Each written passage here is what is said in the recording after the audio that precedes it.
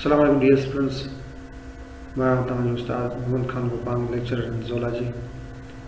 असांजो जो टॉपिक आहे relationship of biology with other sciences, यानी बायोलॉजी जो ॿियनि साइंसिस सां तालुक़। जीअं त हर साइंस जो पाण हिक ॿिए सां तालुक़ आहे, फिज़िक्स जो केमिस्ट्री सां, बायोलॉजी जो फिज़िक्स सां, केमिस्ट्री सां, ॿियनि साइंसिस सां। अॼु असां पढ़ंदासीं त बायोलॉजी जो तालुक़ ॿियनि कहिड़नि साइंस जे ब्रांचिस सां आहे। जीअं असांखे ख़बर आहे त बायोलॉजी हिकिड़ी मल्टी डायमेंशनल हिकिड़ो सब्जेक्ट आहे, यानी मुख़्तलिफ़ तरफ़नि वारो, यानी मुख़्तलिफ़ डायमेंशन्स वारो, हर तरफ़ो घणो तरफ़ो, जंहिंखे असां चऊं घणो रुखो सब्जेक्ट आहे, जंहिंजो तालुक़ फिज़िक्स सां बि आहे, केमिस्ट्री सां आहे, ॿियनि साइंस जे ब्रांचिस सां आहे। पहिरियों जेको तालुक़ आहे उहो असां ईअं ॾिसूं त जानदार जेके आहिनि असांजा एनिमल्स आहिनि, त उन्हनि जो जेको हलण जो जेको अंदाज़ आहे, घुमणु फिरणु या रनिंग करणु, त उन में असांजा कहिड़ा लॉज़ अची था वञनि, उन में लॉज़ ऑफ मोशन्स अची था वञनि, जेके न्यूटन्स जा लॉज़ ऑफ मोशन आहिनि। अहिड़े तरीक़े सां पहिरियों जेको असांजो रिलेशन आहे उहो आहे बायोफिज़िक्स, यानी ज़िंदगी जो फिज़िक्स सां कहिड़ो तालुक़ आहे, यानी लाइफ जो बायोलॉजी जो फिज़िक्स सां कहिड़ो तालुक़ आहे। जीअं त असां पढ़ंदा आहियूं फिज़िक्स जा कुझु लॉज़ हूंदा आहिनि, कुझु टेक्निक्स हूंदा आहिनि फिज़िक्स जे अंदरि, ज़ारिया फिज़िक्स जे अंदरि कुझु मशीनरी आहे जंहिंजो तालुक़ ज़िंदगी सां सिधे या अणसिधे तरीक़े सां आहे। ख़ासि करे जीअं असां पढ़ियासीं टेक्नोलॉजी जे हिसाब सां, त टेक्नोलॉजी जो इस्तेमालु थींदो आहे बायोलॉजी जे फील्ड में बि। त मिसाल तौरु रेडियो फिज़िक्स हिकिड़ी ब्रांच आहे फिज़िक्स जी, जंहिंमें कैंसर जी ट्रीटमेंट थींदी आहे। रेडियो जेके वेव्स आहिनि, यानी जेके तव्हां पढ़िया हूंदा इंफ्रारेड रेज़ या अल्ट्रावायलेट रेज़, ख़ासि करे इंफ्रारेड रेज़ जेके आहिनि, रेडियो वेव्स जेके आहिनि, या इलेक्ट्रोमैग्नेटिक वेव्स जेके असां चवंदा आहियूं, उन्हनि जो इस्तेमालु करे असां मुख़्तलिफ़ जेके आहिनि से लाइफ जे उन्हनि जे प्रोसेस में उन्हनि जो असां इस्तेमालु कंदा आहियूं। मिसाल चयो त भई आइसोटोप्स जेके असां पढ़ंदा आहियूं, हाइड्रोजन जा, कार्बन जा ऐं मुख़्तलिफ़ ॿियनि कंपाउंड्स जा जेके आइसोटोप्स हूंदा आहिनि, उहे बि असांजे बायोलॉजी सां उनजो तालुक़ु आहे, जेके फिज़िक्स सां तालुक़ु रखनि था। मिसाल तौरु आइसोटोप्स खे असां इस्तेमालु कंदा आहियूं to trace the translocation of different materials. Translocation चइबो आहे असां जीअं आइसोटोप्स कंहिं जानदार जे अंदरि असां विझंदासीं, मिसाल जीअं वायरस आहे, बैक्टीरिया आहे,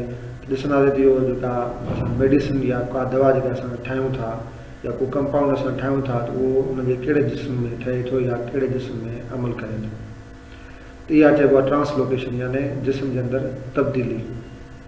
हाणे आइसोटोप हिकिड़ो अहिड़ो माना कंपाउंड जंहिंमें असांखे ख़बर पवंदी आहे त आइसोटोप कहिड़ी जॻह ते असां अंदरि बॉडी में विधोसीं ऐं कहिड़ी जॻह ते उनजी लोकेशन आहे, त उन में असांखे ख़बर पवंदी आहे त का बि मेडिसिन कंहिं इंसान जे अंदरि जेकॾहिं असां विझंदा आहियूं आइसोटोप जे ज़रिए विझंदासीं, त असांखे ख़बर पवंदी उनजी लोकेशन जी, त उहा मेडिसिन कहिड़ी जॻह ते असरु करे थी। ख़ासि करे लोअर जानदारनि में असां इहे मुख़्तलिफ़ तजुर्बा कंदा आहियूं, त ज़ाहिर इहे फिज़िक्स जे ज़रिए थिए थी। उन खां पोइ आहे रेडियो लेबलिंग, यानी रेडियो वेव्स जी लेबलिंग, यानी उहा बि अहिड़े तरीक़े सां आहे जंहिंमें असां रेडियो वेव्स खे इस्तेमालु करे असां जानदारनि जे अंदरि जेके सभु मुख़्तलिफ़ शयूं ॾिसण जी कोशिशि कंदा आहियूं।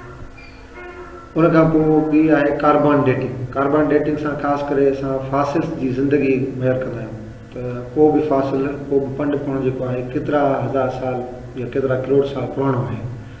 छाकाणि त उन में बि छा हूंदा आहिनि, उन में बि हिकिड़ा रेडियो एक्टिव वेव्स आइसोटोप्स हूंदा आहिनि। जीअं कार्बन जी बि असांखे ख़बर आहे हिकिड़ी हाफ लाइफ हूंदी आहे, हिकिड़ी ज़िंदगी हूंदी आहे, त हर हिकिड़े एलिमेंट जी पंहिंजी हिकिड़ी हाफ लाइफ हूंदी आहे, त असां हुनजे आइसोटोप्स मां असांखे हुनजी हाफ लाइफ जी ख़बर पवंदी आहे। जेकॾहिं हिकिड़ो फासिल तमामु घणो पुराणो आहे, त उन में ज़ारिया हुनजी कार्बन जी असां ॾिसंदासीं त उन में कार्बन जी जो तइदादु केतिरो आहे, कार्बन केतिरो पियल आहे। जेकॾहिं 100% कार्बन, जेकॾहिं कार्बन 100% आहे, त माना उहो एतिरो जेको आहे पुराणो न आहे। पर जेकॾहिं 80% आहे, उन में 70% कार्बन आहे, 50% कार्बन आहे, त असां हुनजे हाफ लाइफ जे हिसाब सां असांखे ख़बर पवंदी त इहो जानदार केतिरो पुराणो आहे। हुनजे हॾनि में जेका कार्बन हूंदी उनजे हिसाब सां ख़बर पइजी वेंदी। त कार्बन खे बि असां कार्बन डेटिंग जे ज़रिए असां मुख़्तलिफ़ फासिल्स जी असां उमिरि खे मेयर करे सघूं था, उनजी एज खे असां मेयर करे सघूं था। ऐं इहो छाजे ज़रिए मुमकिन थी सघे थो, फिज़िक्स ऐं ज़िंदगी जे कॉम्बिनेशन सां, यानी बायो फिज़िक्स सां इहो असांखे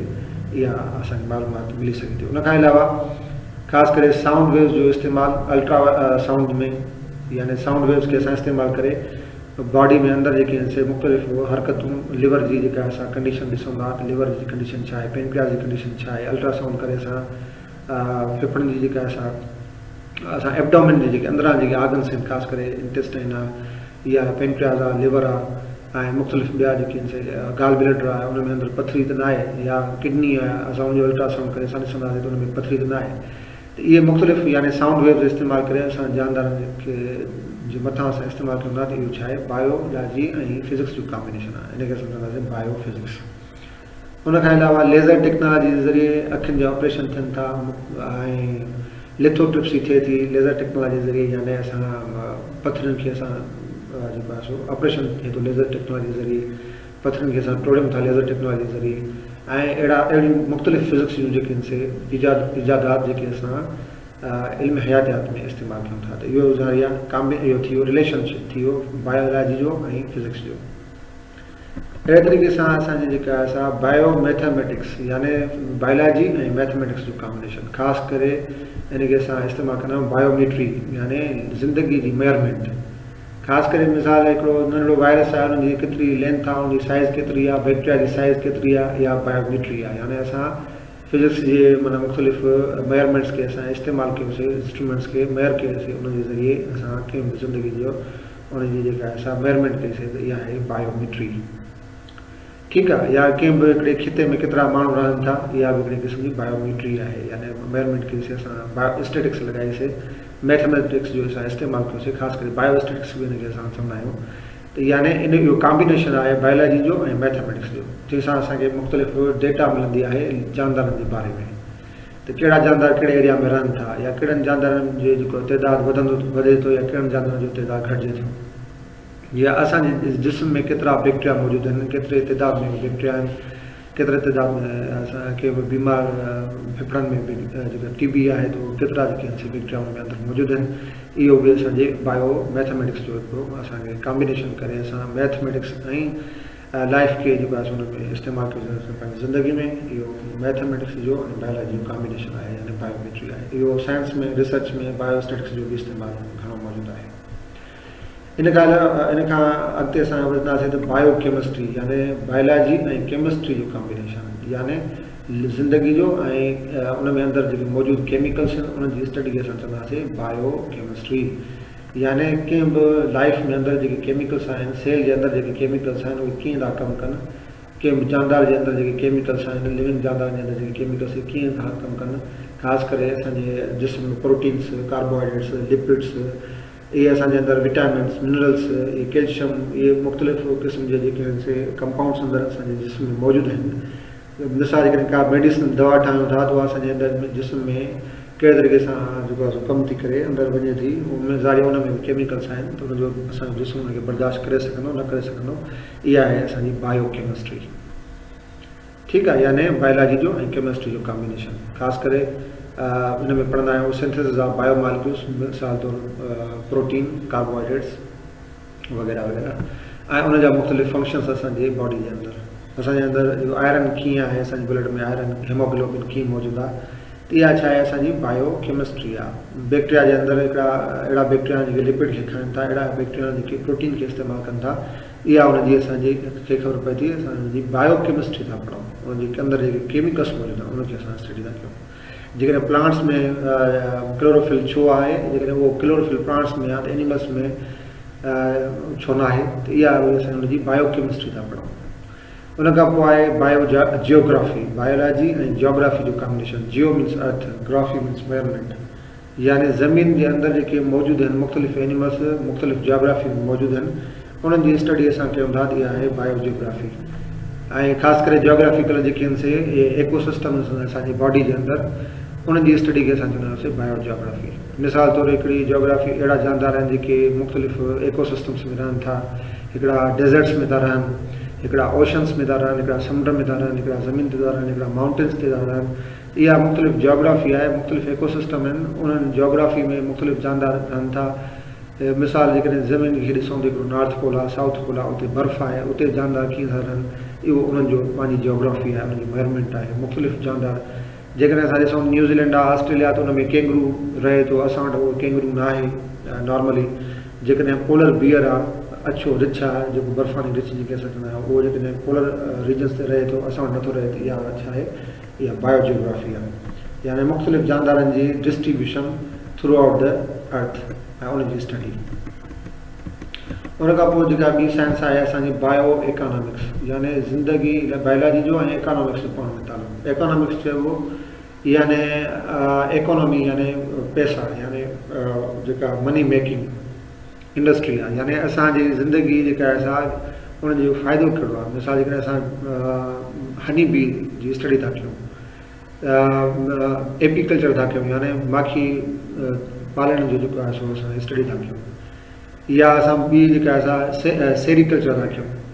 या सिल्क वर्म खे असां जेको आहे सो असां पालियूं था, त उन मां असांखे कहिड़ा फ़ाइदा मिलंदा, यानी ज़िंदगी असांखे ॿिया कहिड़ा फ़ाइदा ॾिए थी, माखी मां कहिड़ा फ़ाइदा आहिनि, वणनि मां मुख़्तलिफ़ जेके ट्रीज़ आहिनि उन्हनि जे उन मां काठ असांखे मिले थो, त इहा उनजी इकोनॉमिक्स आहे, यानी असांखे इहे फ़ाइदो ॾियनि था। मुख़्तलिफ़ बैक्टीरिया असां इस्तेमालु करे इंसुलिन था ठाहियूं, ऐं मुख़्तलिफ़ जानदार असां इस्तेमालु करे फंगस जा मुख़्तलिफ़ टाइप्स इस्तेमालु करे असां एंटीबायोटिक्स था ठाहियूं, ख़ासि करे जीअं पेंसिलिन आहे, या ॿियूं दवाऊं जेके असां मुख़्तलिफ़ ॿूटनि मां ठाहियूं था, इहा उनजी इकोनॉमी आहे। मुख़्तलिफ़ ॿूटनि मां असांखे मुख़्तलिफ़ मेडिसिन्स असांखे मिलनि, इहा असांखे पैसो थो मिले, इहा असांजी इकोनॉमी जे लाइ बहितरु आहे। ज़ाहिर आहे असांखे एग्रीकल्चर आहे, असां उन मां फ़ाइदो हासिलु कयूं, असां खाधो जेको आहे सो वीट आहे, राइस आहे, कणिक आहे, चांवर आहिनि, इहे पैदा कयूं था, इहा असांजी इकोनॉमिक्स आहे, यानी जानदारनि मां असांखे फ़ाइदा। जेकॾहिं असां को बि जानदार पैदा जेको पालियूं था, फार्म था कयूं, को मिसाल उन मां जानदार